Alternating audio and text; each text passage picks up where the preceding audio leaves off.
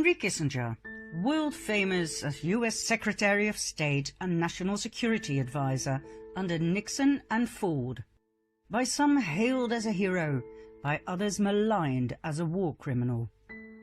Kissinger wrote a top-secret report in 1973 called National Security Study Memorandum, or NSSM 200, also called the Kissinger Report. It talks about the planet's resources, all right. Henry Kissinger came up with a marvelous plan to consolidate the smooth flow of valuable resources from various countries across the world to the US.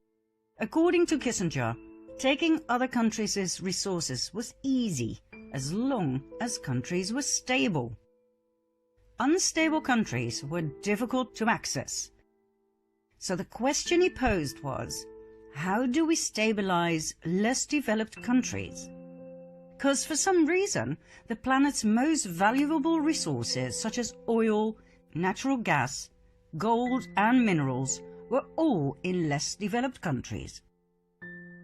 In his infamous report, he wrote, "Wherever a lessening of population pressures through reduced birth rates can increase the prospects for such stability, population policy becomes relevant to resource supplies and to the economic interest of the United States." Fancy words to say that in order to create stability, one needs population policy. What does that mean? Legalizing abortion, giving families money if they use contraception, if they accept sterilization and/or abortion. And if that isn't sufficient, population policy means forced birth control, forced sterilization and forced abortions. Furthermore, Kissinger advised withholding aid, disaster aid and food aid if a less developed country refused to implement the US population control programs. That was the way to pillage a country of its resources, create stability by reducing the population, and, most importantly, by getting rid of the anti-imperialist youth, the youngsters who tend to ask critical questions. They had to disappear. The result? A massacre worldwide, documented thoroughly in various excellent and courageous research papers that, for some reason, were ignored by the mainstream media and by the UN itself. We will give you two examples, two of many: China and Peru. We all know about China's one-child policy that started in 1979. In 2015, this policy was changed into a two-child policy if the first baby is a girl. How does that work in practice? With the financial help of the United Nations Population Fund, formerly known as the United Nations Fund for Population Activities, the UNFPA, China developed state-of-the-art tracking systems and computer surveillance programs to keep track of women's monthly cycles. And if a woman is pregnant, the program will know immediately whether the unborn baby is her first, or, if it's a second, whether her first child was indeed a girl. If the system shows the baby in her belly is not allowed by the government to be there, she will be arrested and have a forced abortion. That, my dear viewer, is China's policy as approved of and stimulated by the UN. As soon as I was taken out of the van, I saw hundreds of pregnant moms there, all of them just like pigs in the slaughterhouse. The room was full of mums who had just gone through a forced abortion. Some mums were crying, some mums were screaming, and one was rolling on the floor in unbearable pain. Then it was my turn. It was the end of the world for me. When the surgery was finished, the nurse showed me part of my baby's bloody foot with her tweezers. After the forced abortion, the fetus or baby is left with its mother, either in bed or in a bucket. This insane sadistic cruelty is topped up with the absence of any kind of support system for the traumatized parents. As we want people to know what is happening in the world with the support of the UN, we will show some shocking pictures. If you don't want to watch, that's understandable and we fully respect that. Simply close your eyes for 16 seconds, starting from the moment the music changes. Now.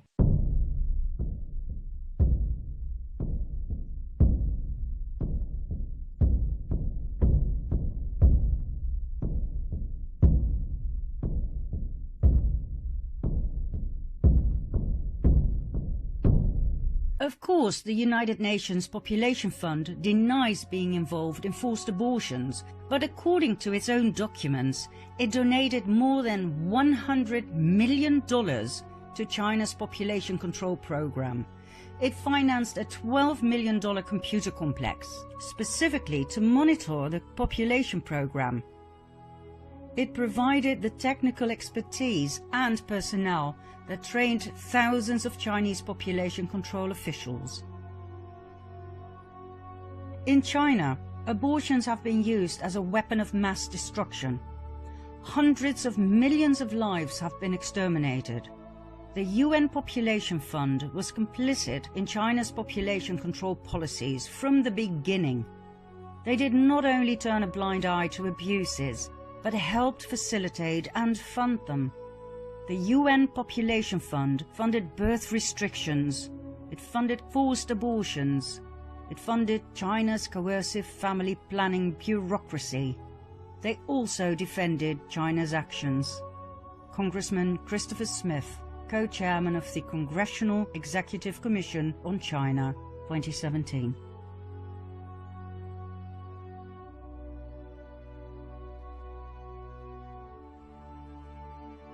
One result of the one-child policy that we never hear the UN about is the surge in female infanticide that has now resulted in a disastrous sex ratio of 115 boys to every 100 girls.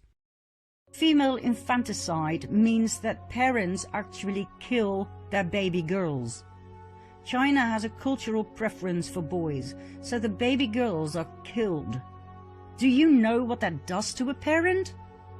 If you do, it will not surprise you that China has the highest female suicide rate in the world, and it is the only country listed where the number of suicides among women surpasses that of men. Any sympathy from the UN? No. On the contrary, the United Nations Population Fund presented China with a UN award for the most outstanding population control program.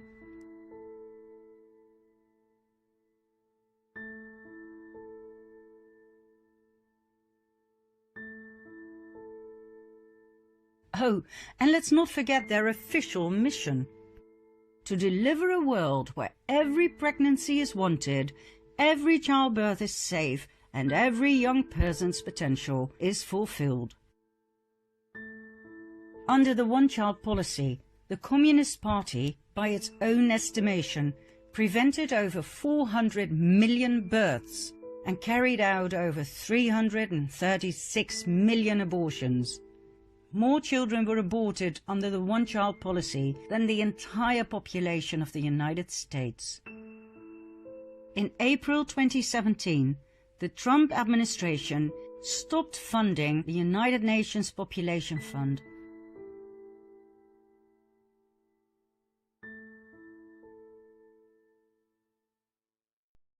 Peru.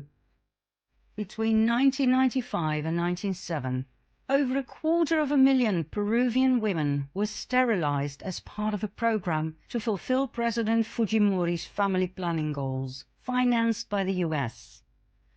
Although this campaign was called the Voluntary Surgical Contraception Campaign, many of these procedures were forced. In fact, women whose underweight children were on government food programs were threatened with the withholding of this food if they refused to be sterilized. and others were kidnapped from their families and forcibly sterilized. In a little over 2 years, 250,000 women were deeply traumatized. Most of them were poor and indigenous. Not all women survived the surgery due to poor hygiene in the local hospitals. At least 100 women from my area went to the clinic that day. We were promised medicine. A lorry took us to the clinic. We all arrived innocent and happy. Then we heard screams and I just ran, but the doors were locked so I could not escape. I was 3 months pregnant. The health center staff knew this. They still went ahead. When I woke up, I was sterilized against my will. The examples go on and on and on. In every less developed country, the UN's concern was not with development, health, or women's empowerment, but with reversing the unchecked growth of the world population.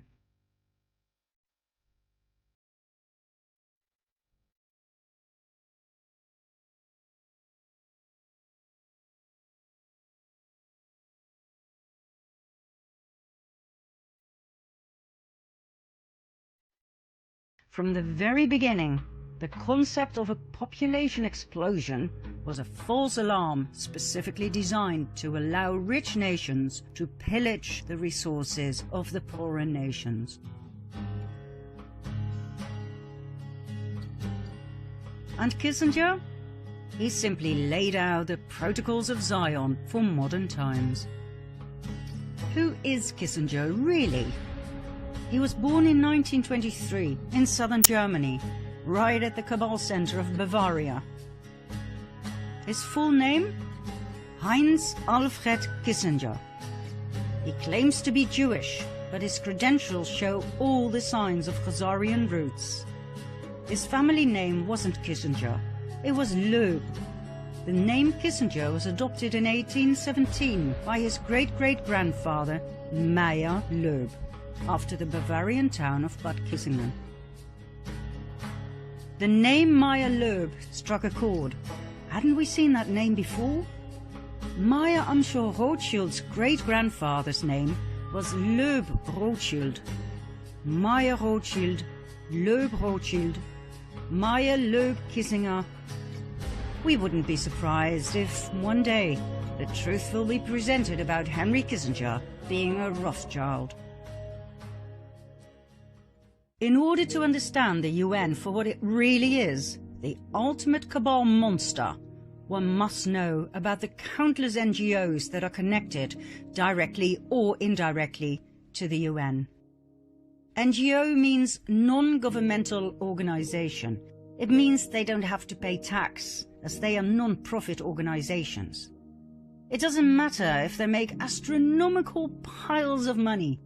All NGOs are tax-exempt under the Internal Revenue Code, Section 501c. In this case, most of them are 501c3s and 501c4s. Not long ago, we believed NGOs do good things. Well, upon researching the NGOs set up by the UN and working for the UN, we were in for a rude awakening.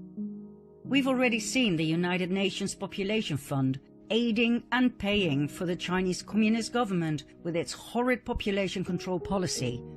Then there's the Population Council, yet another non-profit organization aimed at eugenics and depopulation. Eugenics intends to improve the genetic quality of the human race.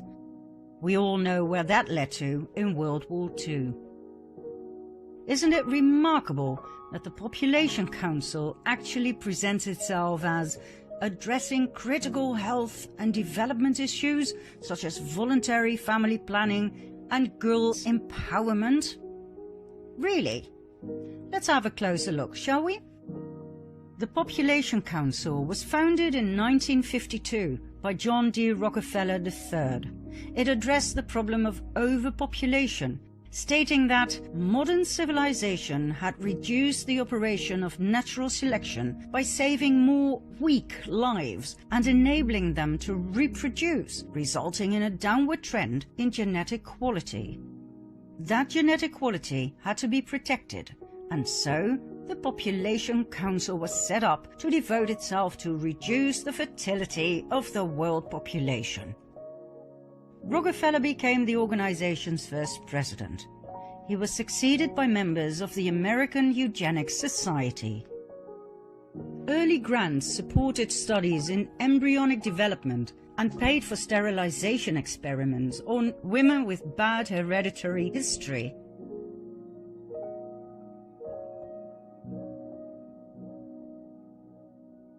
It was clear from the start that the Population Council had nothing to do with protecting women's health and safety. It had everything to do with the Cabal's depopulation program.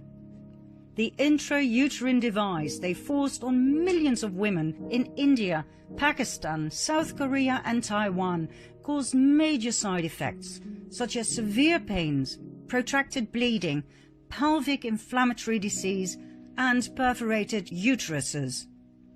Nonetheless, with the help of the national governments of those countries that were paid millions of dollars in blood money, the birth control measures continued without any care or compensation for the women in question.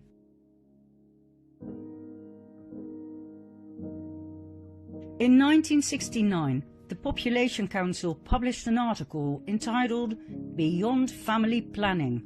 The document offered legitimacy to, for instance, adding fertility control agents to water supplies in urban areas, temporary sterilization of all young women via time capsule contraceptives, and compulsory sterilization of men with 3 or more children. Once again, the Population Council actually presents itself as addressing critical health and development issues, such as voluntary family planning.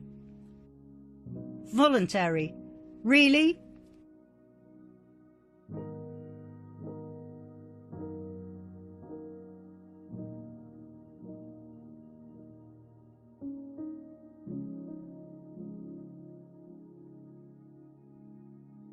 These are the kind of population control NGOs we are dealing with. There are 37 NGOs right now that deal with the overpopulation program.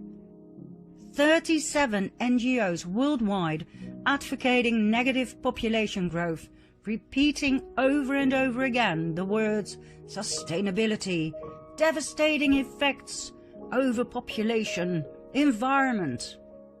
Call it group hypnosis, call it brainwashing. You don't believe me? Here are just a few. Negative Population Growth, a non-profit membership organization that aims to educate the American public and political leaders about the devastating effects of overpopulation on the environment, natural resources, and the overall standard of living. They advocate for a significant reduction in current population numbers in the US. A significant reduction? How, for God's sake? The 10 Million Club Foundation. This Dutch foundation aims to bring about public awareness of the need to reduce the Netherlands' population significantly so as to create a truly sustainable society. Reduce the population of my country significantly? Excuse me? Rientro Dolce, an Italian association that concerns itself with overpopulation, environment and energy. Its name comes from Marco Panella's idea of a mild return to a world with 2 billion human beings. What? A mild return? What does that mean? Killing the other 5.5 billion softly with a smile? Hugging them to death? Oh, and then there's Planned Parenthood. Yet another NGO that has our best interests at heart. The International Planned Parenthood Federation was founded in Brooklyn, New York in 1917 by Margaret Sanger as a birth control clinic. In 1942, the name Planned Parenthood was chosen. Planned Parenthood grew into a huge enterprise with more than 600 abortion clinics in the US alone. Every year, it is responsible for the abortion of approximately 350,000 babies. In several American states, abortion is allowed up to and including the moment of birth. Full-term abortion is the term coined for this event. The doctors at Planned Parenthood have no problems with this. On the contrary, on several occasions, medical staff were caught on hidden cameras selling body parts of aborted babies to third parties. Nurses admitted to knowing exactly how to turn the baby in its mother's womb so that the internal organs would not be harmed during the abortion, in order to harvest them after the procedure. They admitted the aborted babies were alive when their bodies were cut open to retrieve the organs, commissioned by well-paying third parties.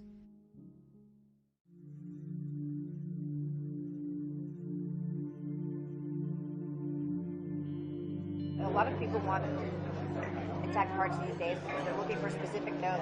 Yesterday was the first time she said people wanted lungs.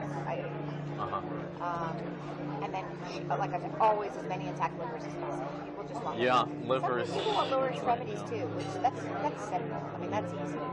I don't know what they're doing with it. I guess they want muscle. But Yeah, a dime a dozen.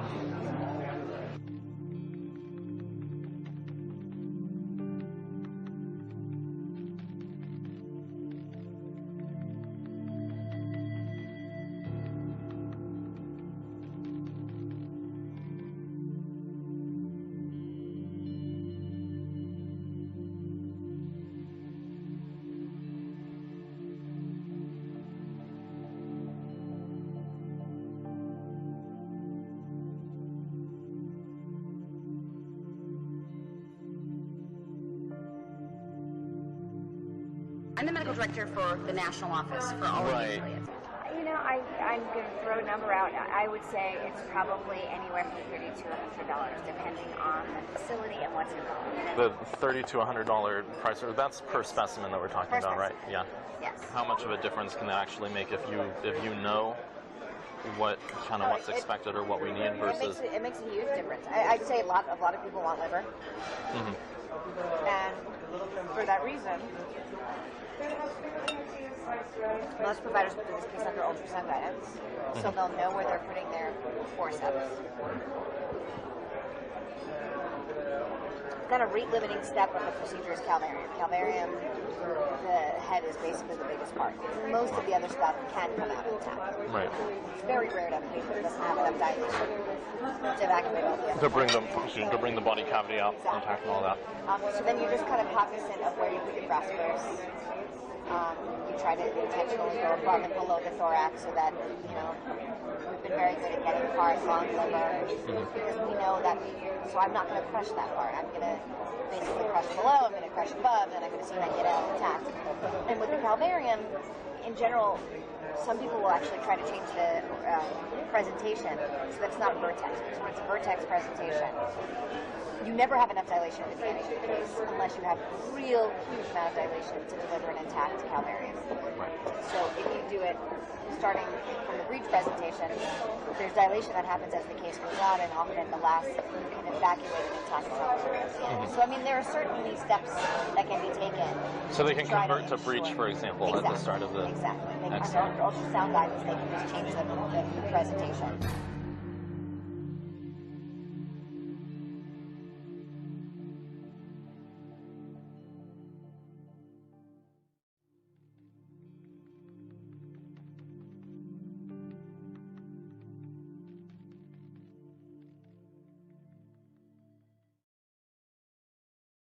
Federal abortion ban is a law, and laws are up to interpretation. So if I say on day one I do not intend to do this, what ultimately happens doesn't matter.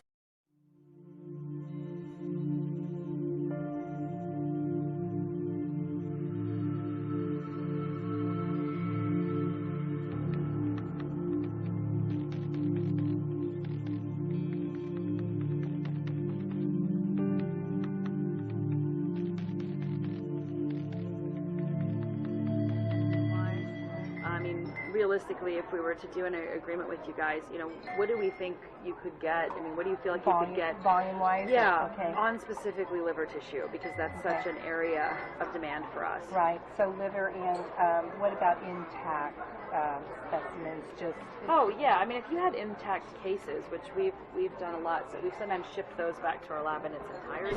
So what would keep your lab happy? Like, what would make your lab happy? Another 50 livers a week. you can handle that. Yeah. Okay. As you probably know, potentially, I mean, I think that one of the issues with neural tissue is so fragile.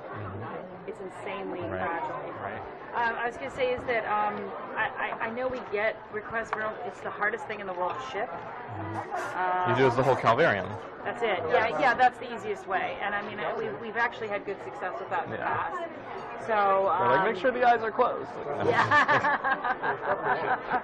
Tell the lab it's coming. So don't open the box. Yeah, Oh God. You know what I mean?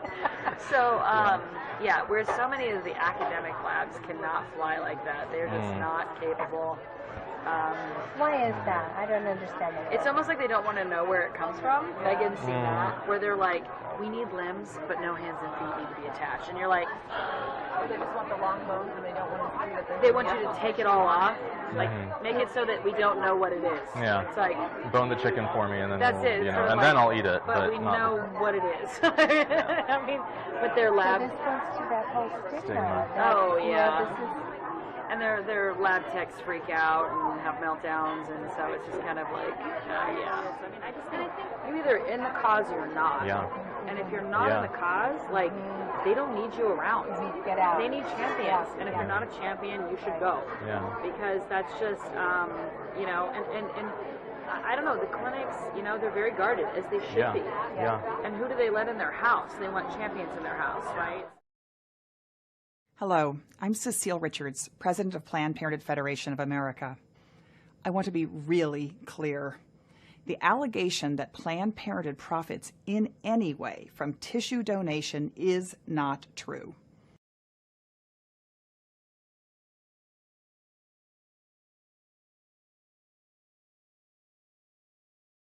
What would you expect for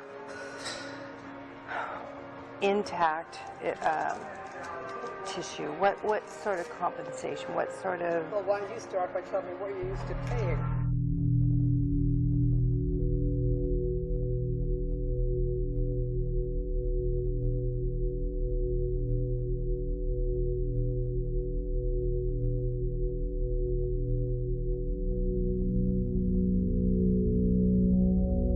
Don't lowball it. Tell me what you really... $75 a specimen. Oh, that's way too low. And that's really, that's way too low. I want to keep you happy. I've been at places that did 50 too. But see, we're not in it for the money.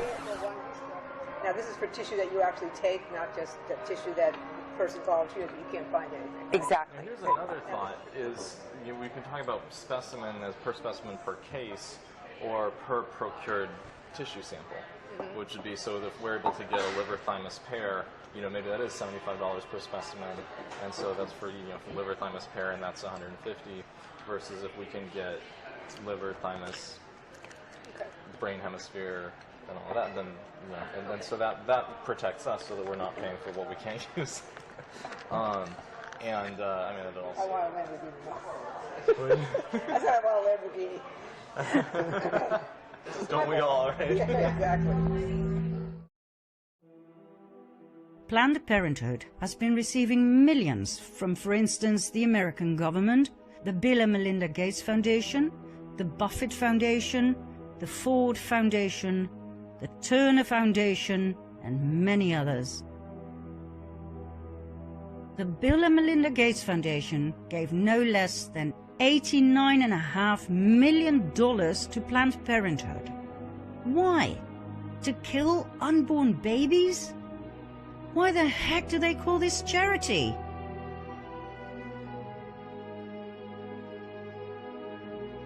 The most merciful thing that the large family does to one of its infant members is to kill it.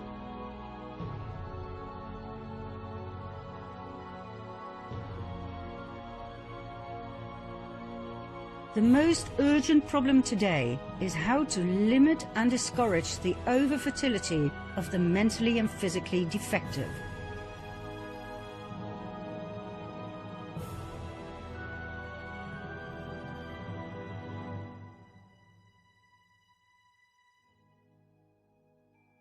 A marriage license shall in itself give husband and wife only the right to a common household and not the right to parenthood.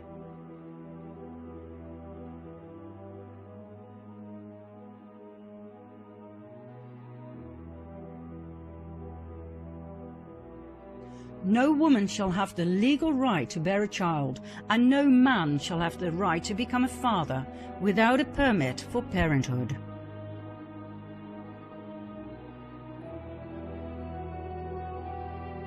We don't want the word to go out that we want to exterminate the Negro population.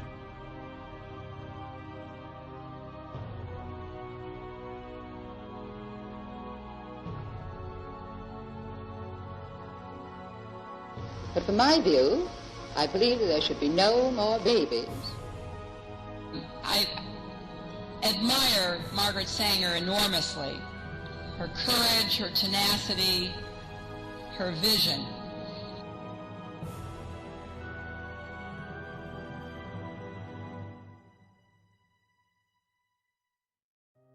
President Trump ended the US funding of Planned Parenthood in 2019. Oh, and just as we started editing this part 6, we received news that Henry Kissinger is one of 11 high-ranked officials who have just been removed from the Pentagon Defense Policy Board, effective immediately. Thank you, President Trump. We could talk about the UN forever, its brilliant business constructs, its evil deeds, and its hypnotic words to put up a smokescreen to divert the public from seeing the truth of its real threefold purpose: pillaging the resources of less developed countries, money laundering, and population control, better known as the Depopulation Program. The money laundering will be clarified next. We promise you, when we're done with the UN and its NGOs, you will never donate another dollar ever again to any one of them. Let's continue with more crime, fraud, and the front man of this entire scheme in part 7.